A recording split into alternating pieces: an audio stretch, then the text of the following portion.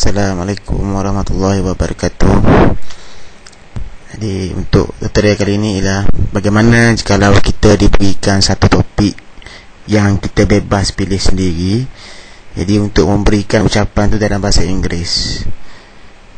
Jadi penemuduga ni tak state apa-apa topik pun. Dia kata kamu bebas, you are free to choose your own topic, but make it in English, kan. Buat dalam bahasa Inggeris. Jadi mungkin pada setengah calon memang benda ni azab jugalah, kan, sebab kita pun tak prepare apa semua. Jadi the best way is kita kena prepare dululah. Orang kata, kan, prepare for the worst lah. At least kita ada benda nak cakap, kan. Okay, prepare awal-awal tajuk yang sesuai. Apa maksud tajuk yang sesuai di sini? Okay, tajuk yang sesuai di sini ialah tajuk yang relevan dengan option kita, ataupun relevan dengan kerja kita, ataupun relevan dengan degree kita. Jadi boleh pilih antara ketiga-tiga ni. Contohnya kalau option science, kan, boleh pilih tentang apa? Artikel-artikel yang berkenaan dengan perkembangan sains, kan, tentang penemuan-penemuan baru dalam bidang sains. Kalau dalam berkenaan dengan kerja pula, apa yang membuatkan kerja you tu interesting, apa yang orang tak tahu tentang kerja kita tu, kan. Benda orang yang nak tahu, ya, benda yang menarik tentang kerja. Ataupun dalam degree kita, kan, katakan kita buat dalam apa, dalam degree kita tu kita ada belajar something, benda-benda yang interesting, benda yang tak selalu kita jumpa. Boleh terangkan pada mereka lah pasal research ke, kan, jumpa penemuan baru ke, ataupun tajuk thesis you mendapat apa ni, anugerah ke, dapat thesis terbaik ke apa ke, kan. Jadi boleh ceritakan. Tapi yang paling, kalau tak ada idea sangat, boleh ambil topik-topik berkenaan dengan pendidikan lah. Macam apa, macam student centered learning. Boleh terangkan artikel, cari artikel pasal student centered, ataupun cari pasal constructivism, cari berkenaan dengan how to teach children, how to deal with discipline problem, kan, pasal psikologi. Benda-benda yang macam tu menunjukkan kita ni dah prepare dan sangat relevan dengan pendidikan. Kita ambil tahu tentang pendidikan ni, kan. Kita berminat tentang psikologi, kan, tentang teori-teori perkembangan fikiran, teori perkembangan kanak-kanak, kognitif, afektif, psikomotor, kan. How to teach to medium student, low student, untuk mengajar kanak-kanak yang lembab macam mana dalam bahasa Inggeris pun menarik juga, kan. Ataupun you terjumpa artikel-artikel tentang kajian-kajian kes yang dibuat di pedalaman, macam mana murid-murid orang-orang asli ke, kan. Kalau you tahu pasal orang-orang asli, jadi tak ada masalah. Benda ni boleh menarik perhatian, kan. Cerita pasal mitos-mitos apa yang berlaku sebenarnya di hutan-hutan tu, cikgu-cikgu hidup di hutan macam mana. Mungkin kawan-kawan you, kan, ada yang boleh cerita, kongsi cerita dengan penemuduga. Tiada, orang kata, tiada sekatan. Apa-apa saja yang interesting, kan.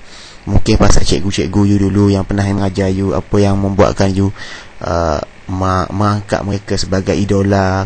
Cikgu mana yang you ingat sampai sekarang, bagaimana cara mereka mengajar dulu, kan, sejarah-sejarah pendidikan, ataupun yang berkenaan dengan motivasi, bahan-bahan yang bermotivasi, kan. Macam mana kita nak naikkan keyakinan diri murid-murid, kan. Macam mana kita nak menceriakan kawasan sekolah, macam mana kita nak menaikkan semangat kerja di kalangan rakan-rakan sekerja di dalam profesi perguruan, macam mana nak bekerjasama untuk bergotong royong, macam mana nak meningkatkan motivasi sebagai seorang pekerja, kan. Macam mana nak meningkatkan motivasi murid-murid yang down, sistem down ke apa, kan. Murid-murid baru masuk sekolah, prasekolah, hari pertama tak nak datang sekolah, hari pertama darjah 1 datang sekolah menangis apa semua, macam mana approach you apa semua. Itu semua masuk dalam cerita. It can be anything, kan. Tapi yang paling, orang kata, yang paling sesuai sekali, pilih yang bersangkut paut dengan pendidikan, lagi elok lah, kan. Dan juga satu lagi tajuk yang berkenaan dengan self improvement. Self improvement ni macam tajuk yang saya beri sebelum ni lah, macam inferiority complex, apa-apa yang boleh membangunkan diri kita sendiri kan, macam buku-buku motivasi, macam buku Anthony Robbins, macam buku Fadilah Kamsat, Dr. Fadilah Kamsat, Dr. Tuah, Dr. Mashita, apa semua tu bahan-bahan yang self improvement, bersifat self improvement kan. Jadi tak ada masalah. Jadi benda ni, jadi persoalannya sekarang mana nak cari kan, mana nak cari bahan banyak sangat. Kadang-kadang tu artikel tu berjela-jela, kalau kita nak hafal semua tu letih, tak terhafal kita. Jadi salah satu penyelesaian yang saya fikirkan yang paling baik ialah, di mana nak cari bahan ialah anda menggunakan internet dan pergi ke salah satu laman web yang saya cadangkan, ialah ke www.ezinearticles.com.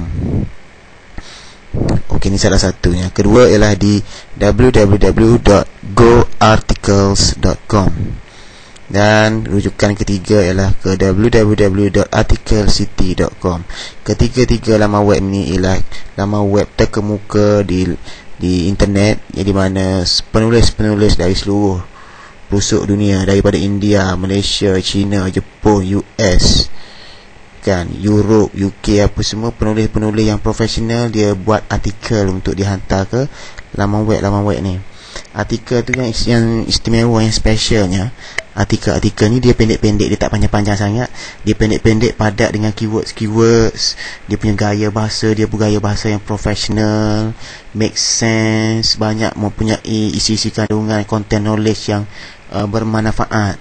Sebab mereka buat artikel-artikel ni untuk membantu pembaca, untuk menghasilkan database pembaca mereka sendiri kan. Mereka nak mengumpulkan lead apa semua kan, untuk mendapat sebaran promosi apa semua. Jadi bila pergi ke laman web ni, just type saja, search kat dalam database depa tu pun depa dah ada dah.